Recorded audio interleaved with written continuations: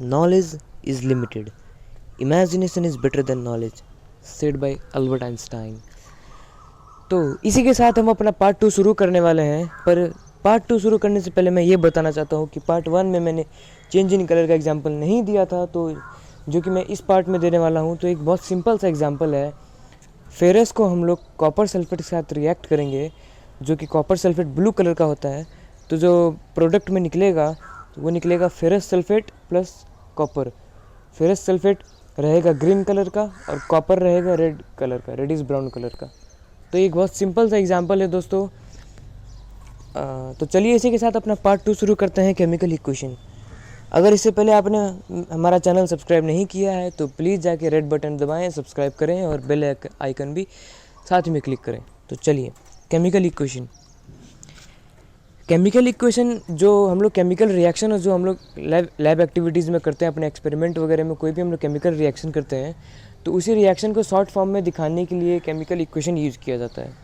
तो कोई भी हम लोग एक्टिविटी, जैसे कि हम लोग ने अभी इससे पहले वाले वीडियो में पढ़ा था एक्टिविटी 1.1, तो उस एक्टिविटी को अगर हम लोग केमिकल इक्वेशन में दिखाएं तो चलिए देखते हैं कैसे होता है। Activity 1.1 can be described as when a magnesium ribbon is burned in oxygen it gets converted to magnesium oxide. तो जब हम लोग मैग्नीशियम रिबन को एक स्पिरिट बर्नर से मतलब हम लोग बर्न किए थे, तो वॉच ग्लास में हम लोग का एक वाइट पाउडर मिला था मैग्नीशियम ऑक्साइड, वो बर्न करने पे मैग्नीशियम ऑक्साइड मिल गया। तो this description of a chemical reaction in a sentence form is quite long. जो फर्स्ट के 2 लाइन में लिखा हुआ है when a magnesium ribbon is burned in oxygen it gets converted to magnesium oxide, ये एक एक्सपेरिमेंट को एक्सप्लेन किया है। तो ये बहुत एकदम लंबा प्रोसेस हो गया एक्सपेरिमेंट को एक्सप्लेन करने का। अगर इससे भी हम लोग को शॉर्ट वे चाहिए तो हम लोग वर्ड इक्वेशन यूज़ करते हैं। चलिए वर्ड इक्वेशन के बारे में आगे जानते हैं। It can be written in a shorter form. The simplest way to do this is to write it in a form of word equation. तो कोई भी केमिकल इक्वेशन को हम लोग को शॉर्टर फॉर्म में लिखना है तो हम लोग वर्ड इक्वेशन में लिख सकते हैं। तो एक एग्जांपल हम लोग ले लेते हैं। The word equation of the above activity would be magnesium plus oxygen will give magnesium oxide. अब इसमें हम लोग 2 नए टर्म्स के बारे में जानेंगे। पहला टर्म रिएक्टेंट्स, दूसरा टर्म प्रोडक्ट। तो रिएक्टेंट और प्रोडक्ट के बीच में एक डिफरेंस है कि रिएक्टेंट्स हमेशा लेफ्ट हैंड साइड में रहता है और प्रोडक्ट हमेशा राइट हैंड साइड में रहता है, और उन दोनों के बीच में एक एरो होता है।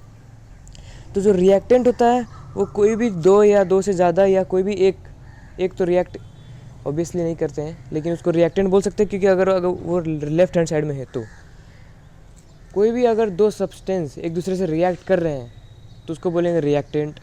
वो 2 सब्सटेंस रिएक्ट करके अगर कुछ तीसरा सामान बना रहा है तो तीसरा बना हुआ सामान को हम लोग प्रोडक्ट बोलेंगे, और वो प्रोडक्ट तीसरा बना हुआ जो सामान आएगा उसको हम लोग राइट हैंड साइड में रखेंगे। तो यहाँ पे मैग्नीशियम और ऑक्साइड को हम लोग यूज़ किए थे। मैग्नीशियम रिबन को हम लोग ऑक्सीजन के प्रेजेंस में बर्न किए थे, तो वो दोनों हम लोग का रिएक्टेंट हो गया। तो बर्न करने के बाद जो हम लोग को वॉच ग्लास में मैग्नीशियम ऑक्साइड नाम का एक वाइट पाउडर मिला, वो हम लोग का प्रोडक्ट हो गया क्योंकि वो हम लोग ऑब्टेन किए उसके बाद। और हम लोग फर्स्ट ही अपने पेज में पढ़े थे कि नेचर और आइडेंटिटी चेंज हो जाता है कोई भी केमिकल रिएक्शन होने के बाद।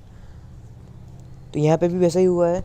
मैग्नीशियम इसका कलर था सिल्वर मेटेलिक, फिर ये बर्न करने के बाद जो मैग्नीशियम ऑक्साइड आया उसका वाइट पाउडर वाइट कलर का हो गया। तो इसलिए नेचर और आइडेंटिटी इसका चेंज हो गया, कलर चेंज हो गया इसका। तो यही एक वर्ड इक्वेशन है। ये पूरा एक बड़ा सा एक्टिविटी को छोटे से एक वर्ड लाइन में, एक इक्वेशन में हम लोग एक्सप्लेन कर सकते हैं किसी को भी। एग्ज़ाम में ये लिखेंगे तो हम लोग को मार्क्स काटने से कोई नहीं रोक सकता। The substance that undergo chemical change in the reaction magnesium and oxide are called reactants. Reactants के बारे में जैसे कि मैंने आपको पहले ही बता दिया है, कोई भी 2 या 2 से ज़्यादा सामान जब कोई भी रिएक्शन में यूज़ करते हैं हम लोग अपना प्रोडक्ट पाने के लिए, नया चीज़ पाने के लिए, तो वही 2 या 2 से ज़्यादा सामान को हम लोग रिएक्टेंट बोलते हैं। The new substance magnesium oxide formed during this reaction is the product. जो नया सब्सटेंस हम लोग का यहाँ पे बना है मैग्नीशियम ऑक्साइड, उसको प्रोडक्ट बोलते हैं। क्यों? क्योंकि वो रिएक्टेंट्स को यूज़ करके एक नया सामान, नया प्रोडक्ट बना है, इसलिए उसका नाम प्रोडक्ट है। अगर मैग्नीशियम ऑक्साइड के बगल में कोई कारणवश ऑक्सीजन भी आ जाता तो ऑक्सीजन भी हम लोग प्रोडक्ट को ही लेते। A word equation shows change of reactant to products through an arrow placed between them.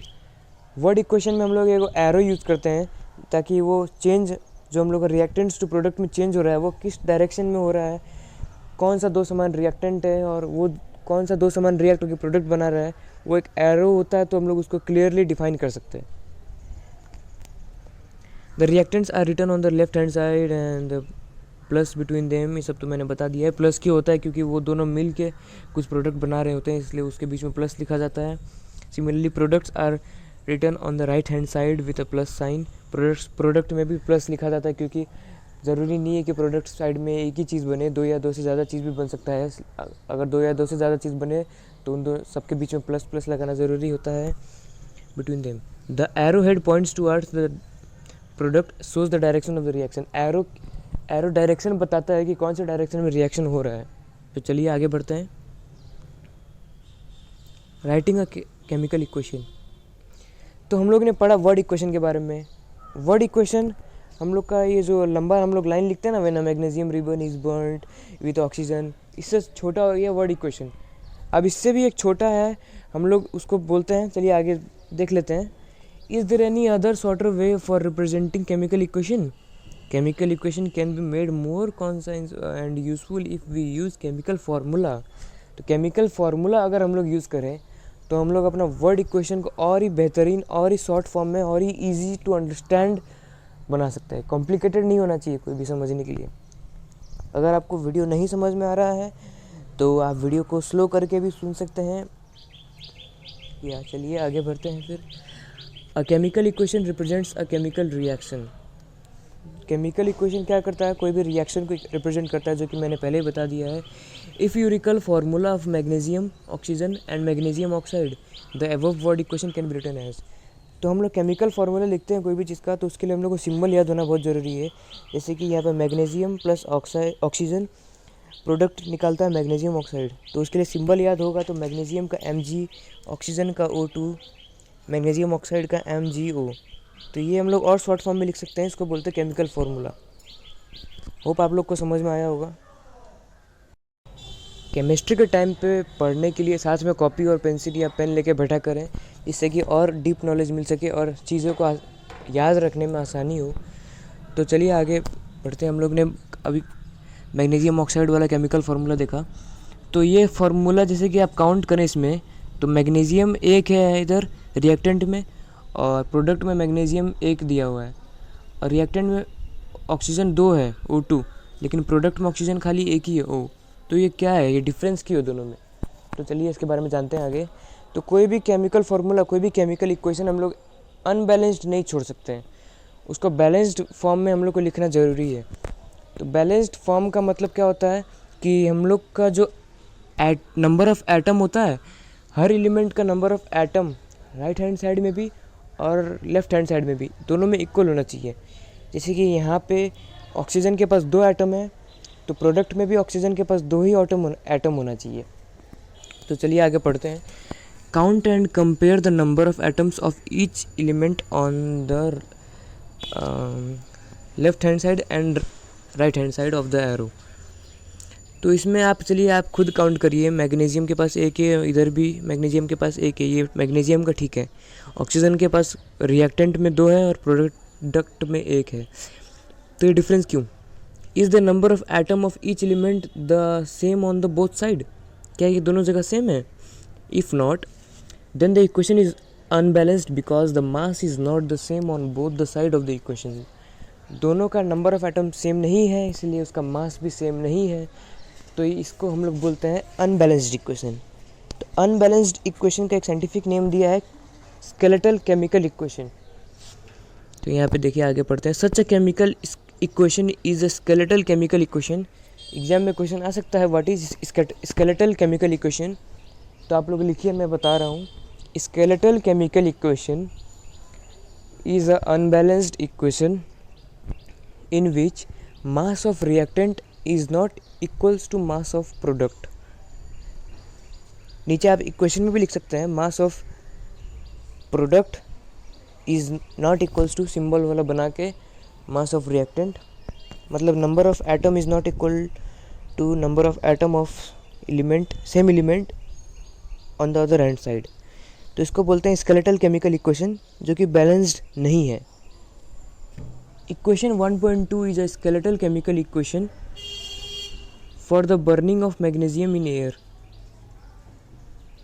तो इसके अनबैलेंस्ड केमिकल इक्वेशन के बारे में हम लोग जान चुके हैं, बैलेंस्ड केमिकल इक्वेशन के बारे में भी जान चुके हैं। बैलेंस्ड मतलब number of atom of each element दोनों साइड में इक्वल होना चाहिए, तो वो बैलेंस्ड हो गया। अगर इक्वल नहीं है तो वो अनबैलेंस्ड है। तो बैलेंस्ड कैसे करना है, क्या करना है और क्यों करना है, वो हम लोग जानते हैं आगे। चलिए, तो बैलेंस्ड करना इसीलिए ज़रूरी है क्योंकि अगर हम लोग बैलेंस नहीं करेंगे तो वो law of conservation of mass को अप्रूव और वेरीफाई नहीं करता है। हम लोग ने क्लास 9 में पढ़ा था law of conservation of mass, जिसमें कि मास can nether be created nor be destroyed in a chemical reaction. तो वही चीज़ यहाँ पे दिया हुआ है, एक बार रिकॉल करना ज़रूरी है इसको। Recall the law of conservation of mass that you studied in class 9। Mass can neither be created nor destroyed in a chemical reaction. That is, the total mass of the element present in the product of a chemical reaction has to be equal to the total mass of the element present in the reactant. तो ये मैंने आपको पहले ही बोल चुका है, तो आगे चलिए। In other words, the number of atom of each element remains the same before and after a chemical reaction. तो रिएक्शन होने से पहले भी और बाद में भी नंबर ऑफ एटम, एलिमेंट का एटम का नंबर सेम होना चाहिए, तभी वो बैलेंस्ड कहलाता है। Hence we need a balanced skeletal chemical equation. Skeletal chemical equation को बैलेंस करना बहुत ज़रूरी। Is the chemical equation 1.2 balanced? Let us learn about balancing a chemical equation step by step. ये देखिए 1.2 क्या आपको बैलेंस लग रहा है? नहीं, मैंने आपको पहले ही बता दिया। The word equation for activity 1.3 may be represented as zinc plus sulfuric acid gives zinc sulphate plus hydrogen. Hydrogen को सेपरेट कर दिया है यहाँ पे। तो ये हम लोग टाइप्स ऑफ रिएक्शन में पढ़ेंगे आगे। द अबव वर्ड इक्वेशन में be represented by the following chemical equation. तो हम लोग ने जान चुका है शॉर्ट फॉर्म में केमिकल फार्मूला यूज़ करके हम लोग लिख सकते हैं केमिकल इक्वेशन को सिंबल यूज़ करके। Zinc Zn plus H2SO4 gives ZnSO4 plus H2। Let us examine the number of atom of different element on both the side of the arrow. तो यहाँ पे आप काउंट करिए नंबर ऑफ एटम क्या दोनों में equal है। जिंक लेफ्ट हैंड साइड में जिंक के पास एक है। अब ये बॉक्स ना देखें आप, ऊपर इसको इक्वेशन को देखें। लेफ्ट हैंड साइड में जिंक के पास एक है और राइट हैंड साइड में जिंक के पास भी एक है। यहाँ पे भी वही दिया है। लेफ्ट हैंड साइड में हाइड्रोजन 2 है, राइट हैंड साइड में भी हाइड्रोजन 2 है, यहाँ पे भी वही दिया है। लेफ्ट हैंड साइड में सल्फ़र 1 है, राइट हैंड साइड में भी सल्फ़र 1 है, तो ये भी ठीक है। लेफ्ट हैंड साइड में ऑक्सीजन 4 है, राइट हैंड साइड में भी ऑक्सीजन 4 है। तो ये एक स्केलेटल केमिकल इक्वेशन नहीं है क्योंकि ये बैलेंस्ड हो, पहले से ही बैलेंस्ड है, तो इसको बैलेंस करने का कोई ज़रूरत नहीं है। As the number of atom of each element is the same on the both sides of the arrow. Equation 1.3 is a balanced chemical equation. आप लोग प्लीज़ अपने साथ कॉपी और पेन रखें, जो मैं बोल रहा हूँ इंपॉर्टेंट पॉइंट्स को नोट डाउन करें ताकि एग्ज़ाम टाइम पे आपको कोई दिक्कत ना हो। ये सब छोटे छोटे क्वेश्चन, स्केलेटल केमिकल इक्वेशन, ये सब छोटे छोटे क्वेश्चन आ सकते हैं। बैलेंसिंग करना भी आ सकता है, वो हम लोग आगे जानेंगे। Let us try to balance the following chemical equation. Fe plus H2O gives Fe3O4 plus H2। इसको बैलेंस करने का कोशिश करें आप वीडियो को पॉज करके। अगर आपसे सही हो गया है तो कमेंट सेक्शन में कमेंट करें कि आपने सही बैलेंस किया है। अगर नहीं तो आगे देखते हैं कैसे करते हैं इसको।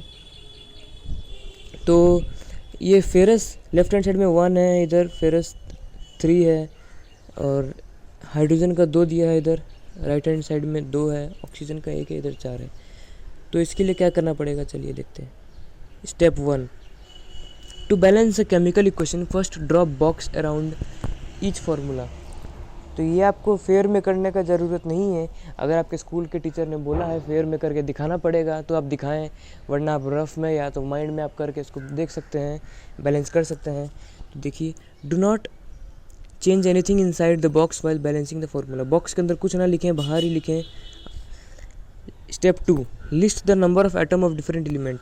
तो ये हमने पहले काउंट कर चुका है, तो आगे देखते हैं। Step 3, it is often convenient to start balancing with the compound that contains the maximum number of atom. It may be a reactant or a product. In that compound, select the element which has the maximum number of atom. इसमें maximum number of atom किसके पास है? यहाँ पे maximum number of atom मेरे को दिख रहा है फेरस ऑक्साइड, फेरिक ऑक्साइड है शायद ये। तो using this criteria we select Fe3O4 and the element oxygen using in it, क्योंकि इसमें ज़्यादा नंबर ऑफ एटम है तो there are 4 oxygen atom on the right hand side and only 1 on the left hand side. तो इसको पहले हम लोग बैलेंस करेंगे। Atom of oxygen initial reactant में जो कि लेफ्ट हैंड साइड में है H2O में हम लोग मल्टीप्लाई 4 से करेंगे। तो यहाँ पे आप नीचे देख सकते हैं H2O में मल्टीप्लाई 4 से किया हुआ है। और जो प्रोडक्ट में Fe3O4 है उसको वैसे का वैसे ही रहने दिया है, क्योंकि उसके पास ऑक्सीजन 4 ऑलरेडी है। तो बैलेंस करने के लिए हम लोग ने खाली H2O में 4 आगे लिख दिया है ताकि ऑक्सीजन का लेवल बैलेंस्ड हो जाए। अब हम लोग देखते हैं step 4। Fe and H atoms are still not balance. देखिए Fe में बैलेंस नहीं हुआ है, लेफ्ट हैंड साइड में एक ही है, राइट हैंड साइड में 3 है। Pick any of this element to proceed further. Let us balance hydrogen atom in the partially balanced equation. तो हाइड्रोजन को पहले बैलेंस करते हैं। हाइड्रोजन लेफ्ट हैंड साइड में हो गया है 8। आप काउंट करें 4 2 ज़ा 8। यहाँ पे मल्टीप्लाई होता है। हम लोग इस 4 को हाइड्रोजन के नीचे नहीं लिख सकते हैं सब्सक्रिप्ट करके, इसको यहीं पे लिखना ज़रूरी है, क्योंकि हम लोग बॉक्स के अंदर छेड़छाड़ कुछ नहीं करेंगे, बॉक्स के बाहर ही लिखेंगे। सब्सक्रिप्ट सुपरस्क्रिप्ट यहाँ पे कुछ काम नहीं आएगा, सिर्फ बाहर ही लिखना है, बॉक्स के अंदर छेड़छाड़ नहीं करना है। तो हम लोग हाइड्रोजन को पहले इक्वल करेंगे। तो जो 4H2O है, तो देखिए आप एक बार यहाँ पे राइट हैंड साइड में प्रोडक्ट्स में H2 है ना, उसको यहाँ पे 4 से मल्टीप्लाई किया है। इसमें 4 से मल्टीप्लाई करने के बाद देखिए यहाँ पे H का भी इक्वल हो गया है। H का इधर 8 है, इधर भी 8 है, तो H भी हम लोग बैलेंस कर चुके हैं। बस खाली Fe फेरस को बैलेंस करना बाकी है। तो ये एक लंबा स्टेप प्रोसेस होता है, तो इसको आप माइंड में भी कर सकते हैं, कॉपी में दिखाने का कोई ज़रूरत नहीं है। Step 5 examine the above equation and pick up the third element. अब हम लोग का खाली Fe बाकी है। तो इस तरफ 3 है, इधर क्या बोलते हैं रिएक्टेंट साइड में लेफ्ट हैंड साइड में आयरन अकेला बैठा है, तो हम लोग इधर 3 से इसको मल्टीप्लाई करके इधर 3 लिख सकते हैं, ताकि प्रोडक्ट साइड में कोई उसको फ़र्क नहीं पड़ेगा, क्योंकि प्रोडक्ट साइड में ये कंपाउंड में है और इधर अकेला एलिमेंट है। तो ये हम लोग का बैलेंस्ड हो चुका है, स्केलेटल केमिकल इक्वेशन से एक बैलेंस्ड केमिकल इक्वेशन में कन्वर्ट हो चुका है।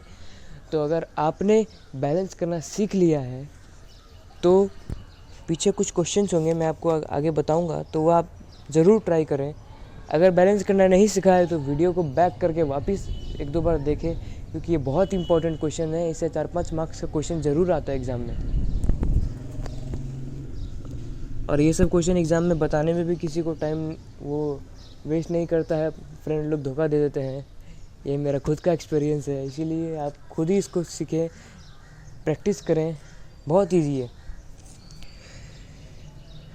The number of atom of element on the both the side of the equation 1.9 are equal. This equation is now balanced. This must तो ये बैलेंस करना, ये मेथड को बोलते हैं hit and trial method. Hit and trial method क्यों बोलते हैं? क्योंकि as we make trials to balance the, क्योंकि हम लोग को पता नहीं है, हम लोग इसमें ट्रायल कर करके एक दो इसमें डाल के चेक करके देखते हैं। तो वही आगे चलते हैं। स्टेप अगर नेक्स्ट स्टेप में दिया है writing symbols of physical state. तो कोई भी हम लोग अपना केमिकल इक्वेशन को हम लोग डिटेल में एक्सप्लेन करना है, तो हम लोग उसका फिजिकल स्टेट सिंबल वगैरह हम लोग फिजिकल स्टेट वगैरह लिख सकते हैं। तो फिजिकल स्टेट में क्या क्या आता है, सॉलिड, लिक्विड, गैस, ये सब हम लोग एक्सप्लेन कर सकते हैं। तो आगे पढ़ते हैं। Carefully examine the above balanced equation 1.9। Does this equation tell us anything about the physical state of each reactant and product. तो 1.9 में देखिए इसका फिजिकल स्टेट कहीं पे भी कुछ बता रहा है नहीं। No information has been given in this equation about their physical states. To make a chemical equation more informative, the physical state of the reactants and the products are mentioned along with their chemical formula. The gaseous, liquid, aqueous and solid states of reactants and products are represented by notations G, I, AQ, S respectively. The word aqueous AQ is written if the reactant or product is present as a solution in water. The balanced equation 1.9 become Fe को बगल में S लिखा हुआ है, इसका मतलब solid, H2O water है जो कि जिसके बगल में वेपर के फॉर्म में है, इसलिए यहाँ पे G लिखा हुआ है। Fe3O4 के बगल में S लिखा हुआ है क्योंकि वो सॉलिड के फॉर्म में ऑब्टेन हुआ है। H2O एक गैस है, हाइड्रोजन गैस, तो उसके बगल में G लिखा हुआ है। तो ये शॉर्ट फॉर्म में नोटेशन है ये फिजिकल स्टेट को एक्सप्लेन करने के लिए।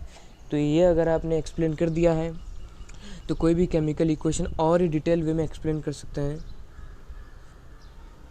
अगर आपको इन सब में से किसी का भी कलर, अगर आप आगे पढ़ के अगर आपको याद हो, कलर तो याद करना बहुत ज़रूरी है।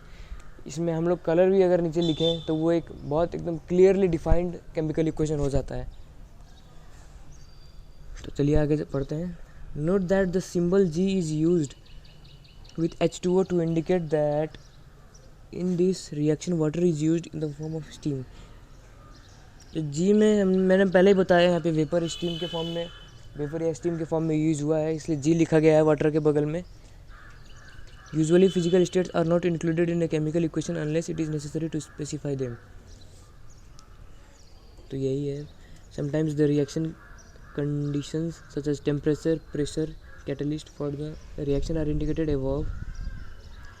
हाँ, कभी कभी कुछ सर्टेन कंडीशन दिए हुए रहते हैं, जैसे कि टेम्परेचर, प्रेशर, कैटलिस्ट। कैटलिस्ट क्या है? एक बायोलॉजिकल एक मटेरियल है जो कि हम लोग यूज़ करते हैं अपने कोई भी केमिकल रिएक्शन में कोई भी सब्सटेंस यूज़ करते हैं, उस सब्सटेंस को यूज़ करने के बाद वो खुद इन्वॉल्व नहीं होता, उसका प्रॉपर्टी उसमें इन्वॉल्व होता है। जो रिएक्टेंट, जो प्रोडक्ट हम लोग को जो प्रोडक्ट मिलता है, वो प्रोडक्ट में उसका नाम कहीं पे भी नहीं रहता है, बस वो अपना इंटरनल रोल करता है, उसको बोलते हैं कैटलिस्ट।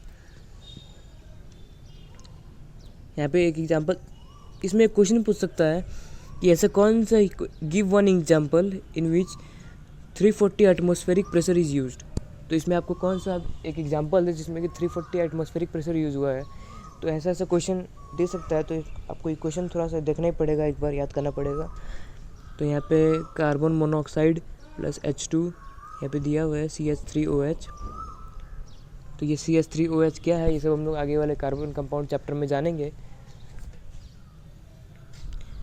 अगला एक क्वेश्चन दिया है, फोटोसिंथेसिस वाला क्वेश्चन है। Carbon dioxide plus water in the presence of sunlight and chlorophyll gives glucose and oxygen. Using this step can you balance the equation. अब हम लोग बैलेंस करना सीख चुके हैं, तो ये सब इक्वेशन हम लोग इजीली बैलेंस कर सकें। तो अगर आपने बैलेंस करना नहीं सीखा है तो वीडियो को बैक करके वापस देखें, क्योंकि बैलेंस करना बहुत ज़रूरी है। मैं आपको बार बार बता रहा हूँ, और साथ में प्लीज़ कॉपी पेन लेके बैठें और नोट्स बनाते जाएँ। और यहाँ पे कुछ इंपॉर्टेंट क्वेश्चन दिए हैं, और एग्जाम में अधिकतर क्वेश्चन NCERT से ही आते हैं, इसलिए NCERT का हम लोग एक भी क्वेश्चन नहीं छोड़ेंगे। ये कुछ क्वेश्चन है, आप लोग इसके बारे में मैंने एक्सप्लेन थोड़ा मोड़ा कर दिया है। इस क्वेश्चन को आप लोग एक बार करने का कोशिश करें, तो अगले वीडियो में हम लोग मिलेंगे, फिर इसके बारे में हम लोग डिस्कस करेंगे। तो दोस्तों आज के लिए इतना ही। अगर आपको ये वीडियो पसंद आया है तो इसको लाइक करें, अपने फ्रेंड्स को शेयर करें, ताकि उन लोग को भी थोड़ा सा इसका फ़ायदा हो, और चैनल को सब्सक्राइब करना ना भूलें। मेरे को पता है आपने अभी तक सब्सक्राइब नहीं किया होगा, क्योंकि आप पढ़ने में बहुत बिजी थे। कोई बात नहीं, अब आप सब्सक्राइब कर दीजिए, क्योंकि हम लोग का अगला वीडियो जब भी आएगा आपको फर्स्ट में नोटिफिकेशन